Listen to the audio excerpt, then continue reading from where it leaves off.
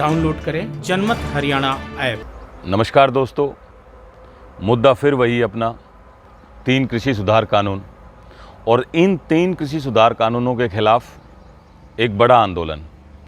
लेकिन जैसे बहुत बार मैंने चर्चा में कहा भी है कि अब ये चीज़ें सेग्रीगेट हो गई हैं, ये बिल्कुल खुल के सामने आ गई है कि इस आंदोलन को मेजॉरिटी कौन चला रहा है।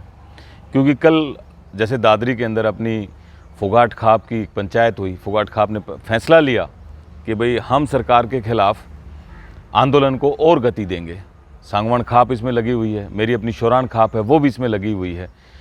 तो ये हमारा जो जाट समाज है वो आप देखें 2014 से, तब से बीजेपी की सरकार आई है, तब से ही आंदोलनरत है। पहले आरक्षण के लिए आंदोलन हुआ और आंदोलन भी बहुत वॉयलेंट आंदोलन, मुझे लगता है कि हरियाणा की हिस्ट्री में इतना वॉयलेंट आंदोलन कभी नहीं हुआ। और अब उसका दूसरा रूप फिर देखने को मिल रहा है और जाट समाज का योगदान इसके अंदर सबसे ज़्यादा है। एक चीज़ सोसाइटी के अंदर प्लांट भी की गई है कि जाट समाज इस मुख्यमंत्री से खुश नहीं है क्योंकि मुख्यमंत्री जाट जाति से नहीं आता। मैं एक छोटा डेटा आप लोगों के साथ शेयर करना चाहूँगा। कुछ दिन पहले ही मेरे एक दोस्त ने मुझे बताया 2014 में और 2019 में दोनों ही बार सिरसा डिस्ट्रिक्ट की 5 विधानसभा सीटें बीजेपी को नहीं मिली। या तो वो इंडिपेंडेंट को गई, कांग्रेस को गई, या फिर वो गई लोकदल को। लेकिन आप पुराना डेटा उठा के देखें, आप ये कमाल मानेंगे कि ये पहला मुख्यमंत्री ऐसा है जिसने पूरे स्टेट के अंदर समान विकास किया। मैं ये क्यों कह रहा हूँ, एग्जाम्पल मैं आपको देना चाहता हूँ कि जो क्रॉप डैमेजेस हुई और क्रॉप के लिए जो डैमेजेस मिले, जो इंश्योरेंस मिली, जो पैसा मिला, वो सिरसा डिस्ट्रिक्ट में सबसे ज़्यादा था। साधारणतः ऐसा होता है कि जो पावरफुल मिनिस्टर्स होते हैं या पावरफुल किसी भी पार्टी के पॉलिटिकल लीडर्स होते हैं वो अपने इलाके को ऊपर उठा के चलते हैं। और ये मैं बहुत बड़ा उदाहरण आपके सामने शेयर कर रहा हूँ कि इस मुख्यमंत्री ने कभी भी किसी भी डिस्ट्रिक्ट के साथ कोई भेदभाव नहीं किया। अब हम आ जाते हैं अपने डिस्ट्रिक्ट पे, चरखी दादरी पर। चरखी दादरी को 3 सरकारी कॉलेज इस चीफ मिनिस्टर ने दिए, जाति उसकी वही पंजाबी। और तब जब हमारे समाज के बहुत से लोग उसको पाकिस्तानी भी कह देते हैं, कितना बुरा लगता होगा उन व्यक्तियों को। अगर हम पंजाबी समाज की छोटी सी बात करें, मैं अपने जाट भाइयों को कहना चाहूँगा, क्या नहीं दिया इन पंजाबी समाज के लोगों ने हमारे को। अच्छा खाना पीना, ओढ़ना पहनना इन्होंने सिखाया, शादियों में पनीर की सब्जियां इन्होंने सिखाई। और 1947 में पंजाबी समाज जो जड़ा, 1984 में फिर इस पंजाबी समाज ने वो वॉयलेंस सहन किया। 2 बार इतना बड़ा इस पंजाबी समाज के साथ बुरा हुआ, फिर भी ये समाज फिर खड़ा हुआ। और आज पूरे देश के अंदर, और मैं आपको और बताऊं बात, कभी मैंने इसको रिजर्वेशन के लिए लड़ते हुए नहीं देखा पंजाबी समाज ने कि हम माइग्रेटेड थे, हमारा सब कुछ लुट गया था, हमें रिजर्वेशन दी जाए। अपना काम ये लोग करने वाले। और इसका मतलब ये कहीं भी नहीं है कि मैं अपनी जाट समाज को डिमीन करने की कोशिश कर रहा हूँ। No, absolutely not. हर समाज की, हर जाति की अपनी अलग कैरेक्टरिस्टिक्स होती हैं।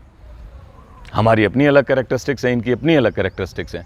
लेकिन चीफ मिनिस्टर बनने के बाद माननीय मुख्यमंत्री का योगदान पूरे प्रदेश में एक जैसा है। इसने कहीं भी ऐसा प्रयास नहीं किया कि ये करनाल से चुन के आता है तो करनाल को फेवर करे, दादरी से चुन के नहीं आता है तो दादरी को डिसफेवर करे, या एक ऐसे डिस्ट्रिक्ट को छोड़ दे जहाँ से बीजेपी की कोई सीटें नहीं आती। ये इसने कभी नहीं किया। फिर दूसरी बात, जाट समाज को मैं एक और भी कहना चाहूँगा कि यार भाई, अपने इस वोटिंग पैटर्न को थोड़ा तो चेक कर लो। आप हो जाओ इकट्ठे, लेकिन आप क्या कर रहे हो, आप साइमल्टेनियसली दूसरी जातियों को भी पोलराइज कर रहे हो। आज आप लोगों ने एक ऐसा माहौल क्रिएट कर दिया प्रदेश के अंदर, आप तो पता नहीं इकट्ठे हुए कि नहीं हुए, लेकिन आपके खिलाफ सभी जातियां जरूर इकट्ठी हो गई हैं, ये क्लियर कट है।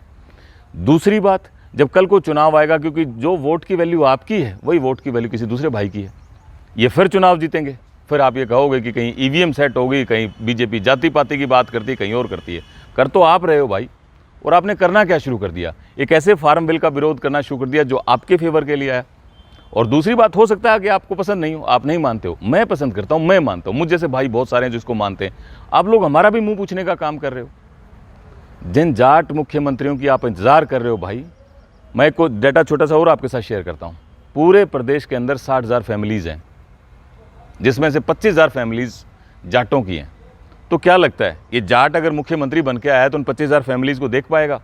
बिल्कुल नहीं। वो देख से कर सकता है मुश्किल से 20, 30, 50, 100 फैमिलीज की।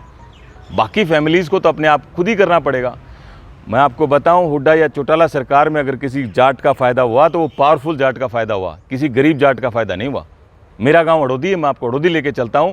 मेरे गांव का एक लड़का, और मैं इस बात को बार बार कहता हूं, ये सिर्फ माननीय मुख्यमंत्री मनोहर लाल जी थे, वो जाटों का लड़का है, शोराणों का लड़का है, वो सब इंस्पेक्टर आज हरियाणा पुलिस में, सिर्फ और सिर्फ इसलिए क्योंकि मुख्यमंत्री नेक इंसान, ईमानदार आदमी है, जिसने कभी जाति पाति की बात नहीं की। वो ऑर्फन है, उसके ना माँ है ना बाप है, थोड़ी सी ज़मीन है, बेचारा अपने मामा के पास पढ़ा, पर लेकिन मेहनती लड़का था, कर गया।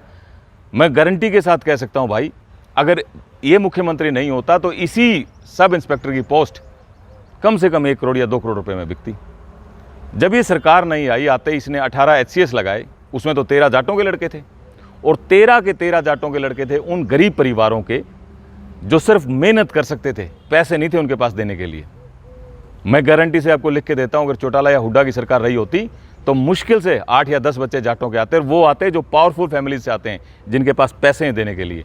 ये कंसीडर नहीं करते किसी गरीब आदमी को।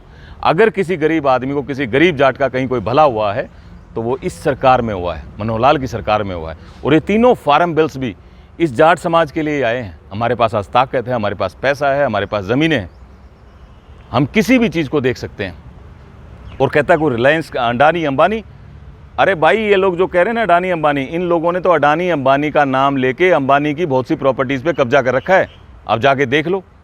और आज इन बॉर्डर्स पर जहां हमारे किसान भाई कहते हैं अपने आप को एजिटेशन कर रहे हैं, वहाँ ऐसा कौन सा काम गलत है जो नहीं हो रहा हो? सारे काम वहाँ हो रहे हैं। अब आपको समझने की ज़रूरत है, मुझे लगता है इस चीज़ को जानने की ज़रूरत है। इसके साथ साथ मैसेज मेरे उन भाइयों के लिए भी है जो जाट समाज से आते हैं और जो जानते हैं कि एजिटेशन गलत है, गलत चीज़ मोटिव के साथ की जा रही है, लेकिन वो चुप हो गया है, बैठ गया है, बाहर निकल के बोलता नहीं है। भाई बोलना पड़ेगा, ये आपके हक के और अधिकार की लड़ाई भी है, आपको भी समझदार होना होगा। ये एक अलग फेस दिखा के, एक अलग चेहरा दिखा के, किसान का नाम लेके आपके हक को छीनने की कोशिश की जा रही है। भाई इस चीज़ को समझो, जानो, और इसके ऊपर थोड़ा विचार करो, मंथन करो, इस चीज़ को जानने का प्रयास करो कि ये एजिटेशन क्यों है, कौन लोग एजिटेशन कर रहे हैं और कौन लोग हैं जो इस चीज़ को बढ़ाना चाहते हैं। आप मेरी बात को ध्यान से सुन रहे हैं, समझ रहे हैं, इसके लिए आपका बहुत बहुत धन्यवाद। जय हिंद, जय भारत। राजनीति के आगे, राजनीति के पीछे, हर हलचल को जानने के लिए हमारे YouTube चैनल जनमत हरियाणा को लाइक करें, सब्सक्राइब करें और अपडेट रहने के लिए बेल आइकन दबाना ना भूलें। देखते रहें जनमत हरियाणा, सच के अलावा कुछ भी नहीं।